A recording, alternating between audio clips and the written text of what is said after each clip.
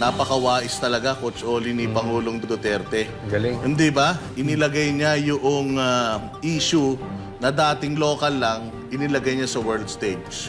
Pero alam nyo ba, ang pinaka nakakabilib sa lahat, yung hindi natin inaasahang pagdagsa ng tao sa sa The Hague, the Netherlands. Grabe. Sobrang dami ng tao. Alam nyo, bigla daw nabuhay yung turismo sa Rotterdam. Sa may bandang Rotterdam kasi yan.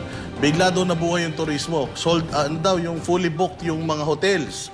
At pati nga daw yung mga bus, kasi sinasabi ng mga subscribers natin doon, isang buong bus, minsan, mga Pilipino ang sakay, pero hindi na magkakilala, doon na nagkakilala. So, ito talagang at hindi lang dyan sa The Hague, nangyari din ito sa may Vancouver, Canada, at sa Japan, kung saan nandoon si Banat Bay. Banat Bay. Grabe, yung talagang pagsasama-sama ng mga tao at grabe din yung kanilang pagtangis, pagsigaw ng Bring Him Home. At ayan nga, kahit gaano kalamig dyan sa may Vancouver, Canada, grabe.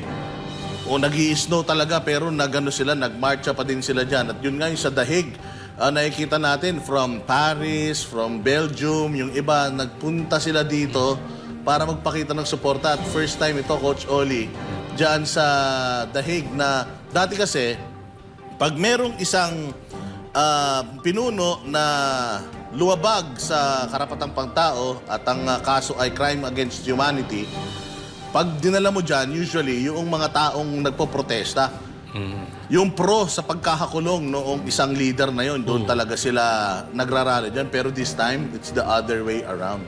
Yun pong inaakusahan ng crime against humanity, nagpunta yung mga tao dito, nagtipon-tipon, para manawagan sa korte na mahal namin yan. Kilala namin yan. Sino ba namang leader ang pupuntahan ng ganito karaming tao, absent ka, babiyahe ka. Alam mo ba, Coach, ang biyahe dito, 9 to 14 hours daw. Yung ibang mga nagpunta rito kaya nag-hotel na sila. So kung yung iba, nagpoprotesta, etong mga Pilipino dito, pinagbubunyi si Pangulong Duterte. Sigurado ko, litong-lito yung mga taga-ICC.